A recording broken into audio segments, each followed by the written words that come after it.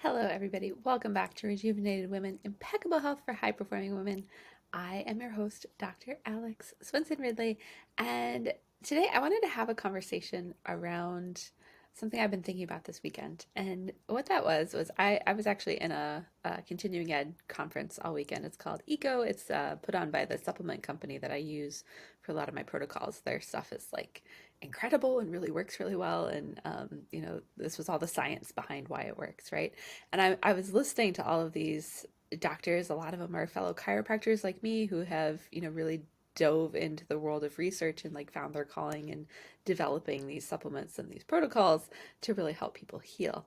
And I'm listening to all this and I'm just like, they rattle this stuff off so fast, right? And it's like 6 months of research, years of research that they've been doing on various things and how protocols work and how certain things break down in the body. And I was watching and listening to this and I'm just like, I could never be one of those people. And not like it's a bad thing. Like I think I get great results in my practice and with the work that I do with women these days. But in terms of being one of those people who like develops those things, that's incredibly challenging. And just for me and who I am. And part of what we talked about over the weekend was they actually recommended something called the Kobe assessment. And it is a personality profile of sorts, but I took it because I was like super interested in what it was.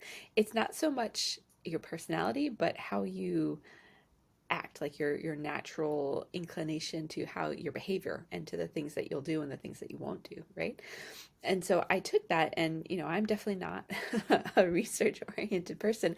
I find facts, I've published research papers, I've done all of that stuff, but it's not where I thrive.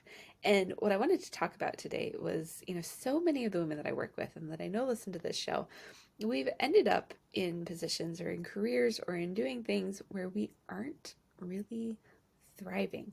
And for some reason, I think as women, we have a harder time acknowledging this, admitting this, being willing to make a change and move forward because, we don't want to upset anybody and we have this more nurturing complex and so we just try to stay stuck. And, there's been a couple interviews I brought on the show too where we've been talking about how the whole like, 30, 40, 50-year career isn't really what people do anymore because the world has changed so much. It's so fast paced. There's so much you can still learn and glean and do. And what ends up happening is I think a lot of us stay stuck because either we feel like we have to, or that was the degree we earned, or we don't think we can make money from our writing or from our art or from whatever it is. And I wanted to talk about, I've really just been thinking through, and like I love what I do. I know that I'm doing my passion and my purpose and fulfilling that. But there's aspects that I've been holding on to, like for example, chiropractic care and adjusting people still,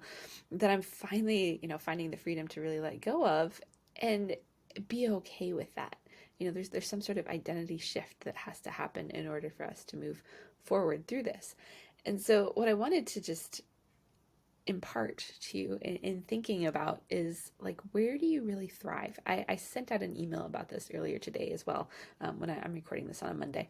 And kind of this idea of like, what are the things that will put you in that meditative state, like where, time kind of stands still and you're just enjoying and you're like flowing. That's I asked a question on my paperwork about flow and everyone's always like, what is that? Flow is like that state where you just are like existing and life is amazing, right? Like you're not worried about what time it is. You're not worried. Like the to-do list is gone. All of that stuff just kind of stops and you get a pause. And that really is like a meditative state is the best way to describe it. And so for me, for example, things that have always done that for me are playing the violin. I've been doing that since I was 5. And I honestly don't make time to, since my wrist surgery, I haven't made a lot of time to do it. And I'm like, why did I stop? I don't know. But, that's one of them. Juggling a soccer ball was another one. Sometimes doing the dishes can actually do that for me. And then writing. And I've not been expressing myself in written word because I've been doing podcasts and doing videos and doing all this other stuff. And I'm like, oh, but I miss writing. And so there's something when we connect to that side of ourselves that, suddenly like I always feel more energized and connected to who I really am and excited about, it's something that I can give and serve to the world, right? Because I think for most of us as women, it's not about what we can get out of it. It's about how can I help serve others, in whatever realm you're in. And so, what I wanted you to, just think about and get connected to is a lot of those things. And another great way to look at this is I've talked about the book, The Big Leap, on the show before, but if you haven't read it, get the book, The Big Leap by Gay Hendricks, because he talks about, the fears that we have that hold us back, but also our zone of genius. And that zone of genius is, those things that can take us to that kind of meditative state where we are just like flowing and in our zone, right?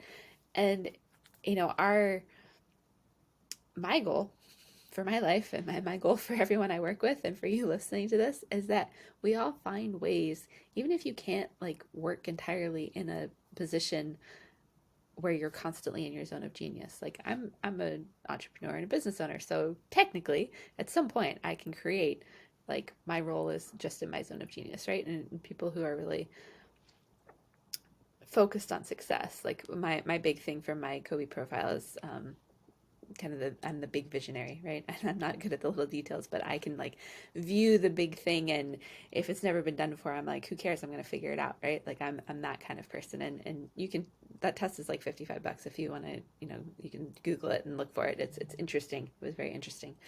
But what I'm trying to get to is like those things that we really thrive at and that are our zone of genius often are things that we were doing when we were like kids. So somewhere between the ages of, I'd say, 8 to 14 is when, we discovered those things that are really in our zone of genius. And obviously being an adult and having responsibilities and having, a career and a job, we can't always tap into, like, I can't just go play soccer for a living. I mean, I could have done that. Didn't go down that road, right? But there are ways that we can connect to those things and identifying, like, what is it? Okay, what was it about soccer that like inspired me, or was so, puts me in that state? What is it about the violin? Like, and then finding aspects of that to bring in to what you do on a daily basis. Because when you can do that, like when you stay stuck, when you're not really feeling fulfilled, when you're not your authentic self, when you're not connected to who you really are, our health suffers, our relationships suffer, our finances suffer. Like, all of these things aren't what they could be. And I'm here to tell you that you can reconnect to yourself in a way where you start to create that bigger picture of just having peace and tranquility and, joy and happiness and all of these things in your life. So I'm getting a little woo on you guys, but that's okay. Our mind is really powerful. I did an interview that won't be out till later this summer, but we had it this morning, and we were talking about grief. This is going to be a powerful interview when it comes out. A little preview here, but our minds are so powerful in either continuing to create whatever destructive unhappiness we have going on, or in really inspiring and empowering us to move forward and create something new. So this is, an invitation for you to look back at, like, what were those things when you were a kid that really made you feel inspired and happy, and all of that, and how can you draw on some of that or recreate that or start to build that into your day-to-day life as a high performing, high functioning, super busy woman. All right, that was this week's health tip. We'll see you on Thursday with another episode interview, and we'll be back with more health tips next week.